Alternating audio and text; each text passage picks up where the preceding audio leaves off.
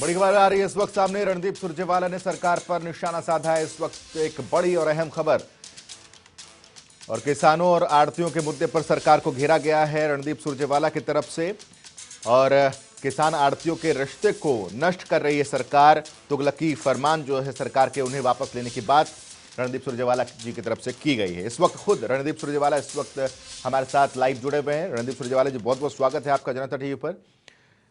ऐसा आरोप जो आपकी तरफ से लगाया गया कि किसान और आड़तियों के रिश्तों को खराब करने की बहुत कोशिश की शुक्रिया जा और रही है जनता टीवी सरकार के की तरफ से, दर्शकों को जी। इसके पीछे रीजन क्या मानते हैं आप? क्या वजह है इतना बड़ा और गंभीर आरोप? क्योंकि अगर किसान और आड़ती का संबंध खराब होगा तो हर चीज खराब होगा।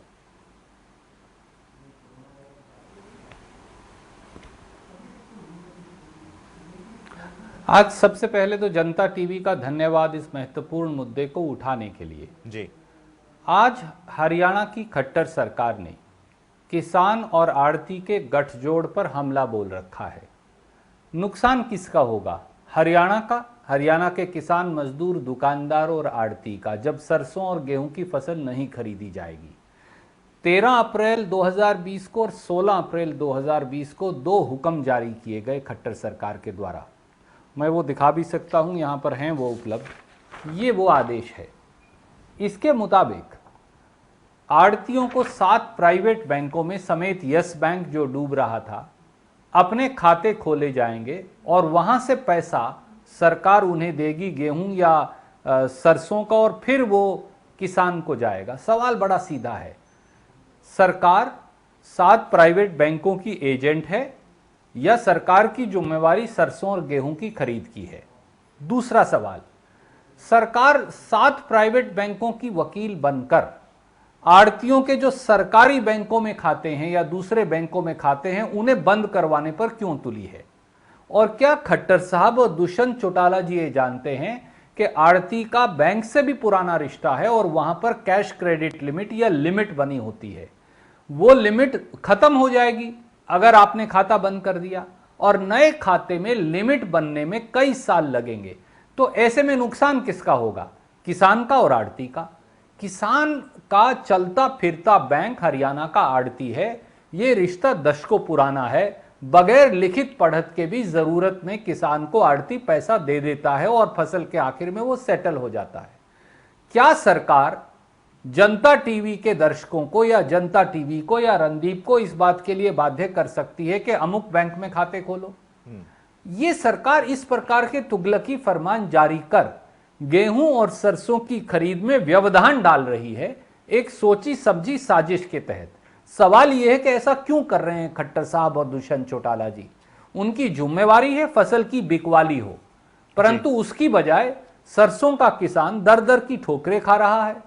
कल रात फिर हरियाणा में बारिश हो गई, नमी की बात कहकर आप उसकी सरसों को खारिज कर रहे हैं। 40 क्विंटल सरसों लाता है, आप 5 क्विंटल खरीदते हैं। कहां जाए किसान? और एक दूसरी बात आपके संज्ञान में 1 मिनट में लाऊंगा। हरियाणा में 10 लाख से अधिक दुकानदार हैं। एक नया फरमान खट्टर सरकार ने जारी कर दिया और मोदी सरकार ने कि 20 अप्रैल से 3 मई के बीच में अब ऑनलाइन विदेशी कंपनियां फ्लिपकार्ट, अमेजॉन जैसी वो तो सामान बेच पाएंगी, परंतु हरियाणा का दुकानदार जिसका लाखों करोड़ों का माल गोदाम में पड़ा है, जो किराया दे रहा है, जो कमर्शियल हाउस टैक्स दे रहा है, जो बिजली के फिक्स चार्जेस दे रहा है, जो लोगों की मदद कर रहा है, वो घर बैठा रहेगा, वो अपना सामान नहीं बेच सकता। तो आप 10 लाख से अधिक हरियाणा के दुकानदारों के पेट पर भी लात मार रहे हैं। एक तरफ किसान आड़ती का रिश्ता तोड़ रहे हैं, दूसरी तरफ हरियाणा के 10 लाख दुकानदार जो 1 करोड़ लोगों को रोजगार देते हैं, 5 से 10 से 15 आदमी हर दुकानदार कारिंदे के तौर पे अपने घर, अपनी दुकान पर रखता है, दूसरी तरफ उसका धंधा चौपट कर रहे हैं। ये सरकार काम किसके लिए कर रही है? सवाल ये है। ये ई कॉमर्स कंपनियों की एजेंट है, ये 7 प्राइवेट बैंकों की एजेंट है, या ये हरियाणा के लोगों के लिए काम कर रही है? एक चीज मैं और आपसे जानना चाहता हूं कि ये जो आरोप आपकी तरफ से लगाया जा रहा है रणदीप सुरजेवाला जी, ये गंभीर आरोप हैं। क्या आपको लगता है कि इससे अगर एजेंट की बात है तो सीधे सरकार फायदा है? कुछ ऐसे तथ्य भी आपके पास हैं कि आखिर इन 7 बैंक्स को ही क्यों?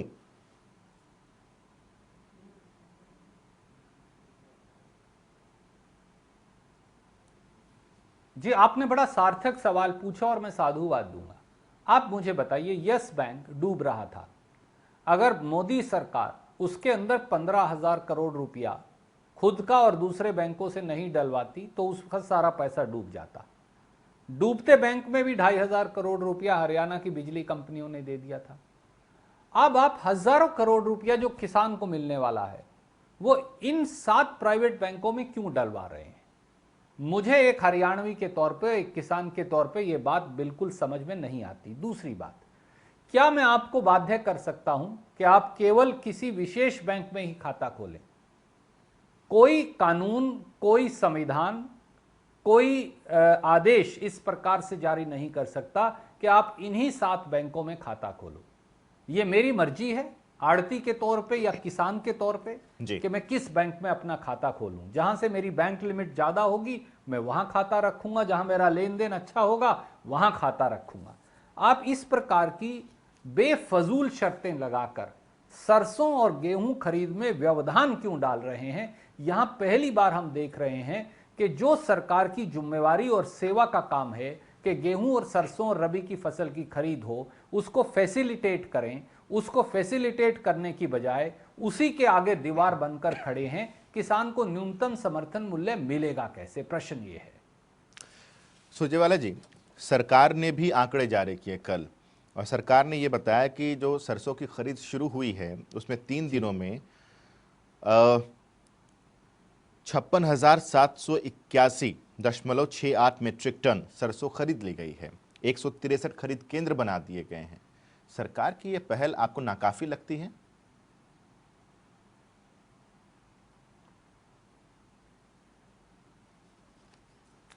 देखिए, आंकड़ों की खेल की बजाय अगर जनता टीवी के को ही अगर सरकार देख लेती, खट्टर साहब और दुष्यंत चौटाला जी जनता टीवी की जमीनी रिपोर्ट को देख लेते तो उन्हें सच्चाई पता चल जाती। मैंने आज ही एक कागज लगाया है, सरसा में जहां चौटाला जी का खुद का, जहां वो पैदा हुए, उनके पड़ोस के गांव के अंदर से अजय दीप सिंह नाम के एक किसान ने 8 एकड़ में लगभग 80 क्विंटल का पोर्टल पर बेचने के लिए अनुबंध किया। उसको पर्ची आई है 32 किलो बेचने की। अब आप मुझे बताइए उस किसान की क्या हालत होगी। खुद उचाना में मंडी में आपने भी खबर दिखाई, दूसरे चैनल्स ने भी दिखाई, जहां से दुष्यंत चौटाला जी आते हैं, उचाना मंडी के अंदर नमी का नाम लेकर अगर किसान 40-40 क्विंटल सरसों ला रहा है, खटकड़ गांव की मैं आपको बात बता देता हूं, गांव का नाम भी, तो उनसे 20-20, 25-25 क्विंटल खरीदी जा रही है। और किसान अपनी सरसों को लेकर आज दुखी है, व्यथित है। करनाल जहां से मुख्यमंत्री आते हैं, तरावड़ी के सारे आड़ती स्ट्राइक पर हैं क्योंकि पिछले साल का ही आड़त का पैसा नहीं दिया गया और अब गेहूं खरीद की कोई तैयारी नहीं, ना कोई कट्टे हैं ना बारदाना है। इस प्रकार से 6 या 7 जिलों में जहां केवल सरसों आती है वो नहीं खरीदी जा रही। हिंदुस्तान के खाद्यान्न में पंजाब हरियाणा 65% गेहूं देते हैं, तो आप गेहूं की खरीद कैसे कर पाएंगे? प्रश्न ये है। सवाल ये भी है रणदीप सुरजेवाला जी, क्योंकि अब 20 तारीख से गेहूं की खरीद शुरू होनी है, उसको लेकर के एक उच्च स्तरीय अधिकारियों की बैठक भी चल रही है चंडीगढ़ में। दूसरी तरफ हम गन्नौर की खबर से भी अगर रूबरू कराएं आपको, अपने दर्शकों को, तो वहां पर आड़तियों ने हड़ताल कर दिया है। वो कह रहे हैं कि हम किसी भी तरीके से किसान की फसल लेंगे नहीं। तो ऐसे में सबसे बड़ी दिक्कत अगर किसी को होने वाली है तो वो सिर्फ और सिर्फ किसान को।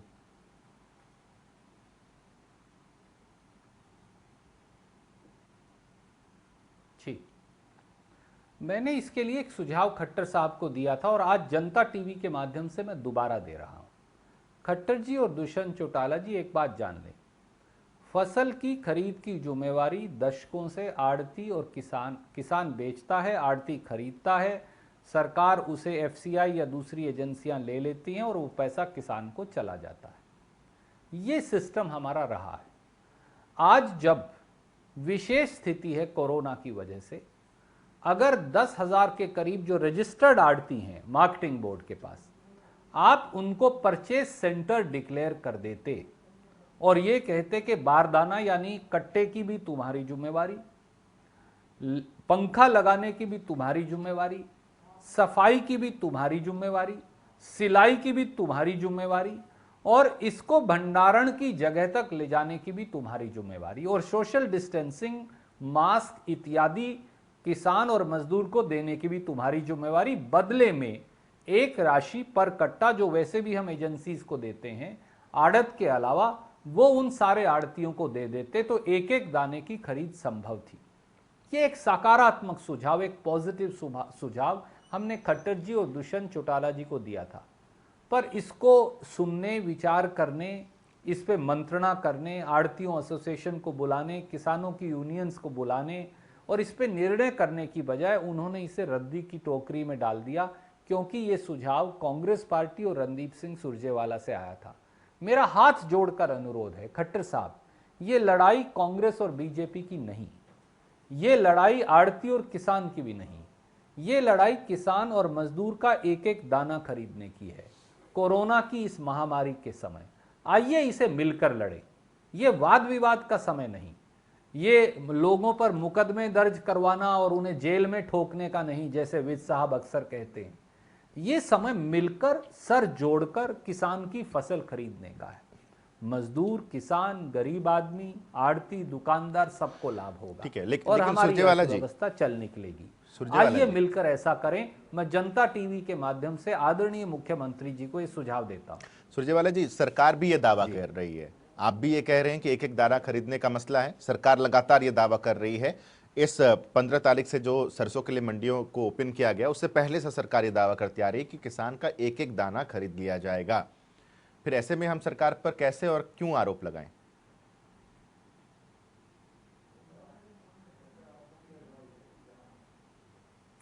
बिल्कुल, ये आरोप प्रत्यारोप का समय नहीं, पर वास्तविकता क्या है। मैंने आपको अजय दीप सिंह, एक किसान की कहानी सुनाई, और ऐसे हजारों लाखों हरियाणा में सरसों पैदा करने वाले किसान हैं। महेंद्रगढ़ से आप शुरू कर लीजिए, कनीना से शुरू कर लीजिए, और आप उसे रोहतक चले जाइए, जींद चले जाइए, आप उसे नरवाना की मंडी में चले जाइए, और सिरसा और फतेहाबाद की मंडी तक, हिसार की और भिवानी की मंडी तक, दादरी की मंडी तक जाइए। कहानी सब जगह एक है। एसएमएस आ जाता है, जब किसान जाता है तो उसकी फसल की वहाँ बिक्री नहीं हो रही। सरसों की जितने का एसएमएस आता है उससे आधी से कम फसल खरीदी जा रही है। नमी का नाम लेकर सरसों को खारिज किया जा रहा है। सवाल ये है कि आज खुले में पड़ी सरसों को जब बारिश हो रही है तो किसान कहाँ लेकर जाए।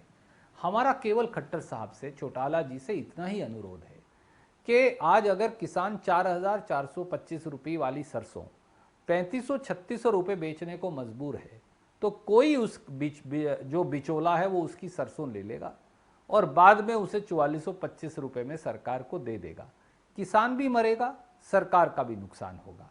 कृपया इसका हल कीजिए, और इसका एक हल हमने सुझाया है। इससे कोई बेहतर हल हो सकता है तो वो कीजिए, पर अनदेखी मत करिए। ये हमारा अनुरोध है जी। बहुत बहुत शुक्रिया रणदीप सुरजेवाला जी, आप हमसे मिलने के लिए, बातचीत करने के लिए, और इस अहम मसले पर जिसमें किसान लगातार परेशान हो रहा है, इस पर अपनी बात रखने के लिए बहुत बहुत शुक्रिया आपका। तो ये बहुत ही अहम बातें यहाँ पर रणदीप सुरजेवाला जी की तरफ से की गई हैं, और जिनमें कई अहम बातों का जिक्र भी उनकी तरफ से किया गया। उनका सबसे पहले तो 7 जो बैंक हैं जिनका जिक्र वो रणदीप सुरजेवाला कह रहे हैं कि वो 7 प्राइवेट बैंक के एजेंट है क्या सरकार, ये अहम बात उनकी तरफ से की गई है। आड़तियों जो 7 प्राइवेट बैंक हैं उस 7 में से यस बैंक भी है, इसका भी जिक्र रणदीप सुरजेवाला लगातार कर रहे हैं। इसके साथ साथ उनका ये भी कहना है कि आखिर किसान इस तरीके से क्यों परेशान होगा, और आड़ती और किसान का जो रिश्ता है उसको खराब करने की यहाँ पर कोशिश एक सरकार की तरफ से की जा रही है। चलिए एक छोटे से ब्रेक ले यहाँ पर रुक रहे हैं। ब्रेक के बाद ऐसे तमाम बड़े नेता जो हरियाणा की राजनीति में जिनका एक कद है उनसे भी रूबरू कराते रहेंगे, और किसान और आड़तियों की खबर भी दिखाते रहेंगे आपको लगातार, और ये भी बताते रहेंगे कि आखिर कोरोना का स्टेटस हरियाणा में है क्या। छोटा सा ब्रेक, जल्द लौट रहे हैं।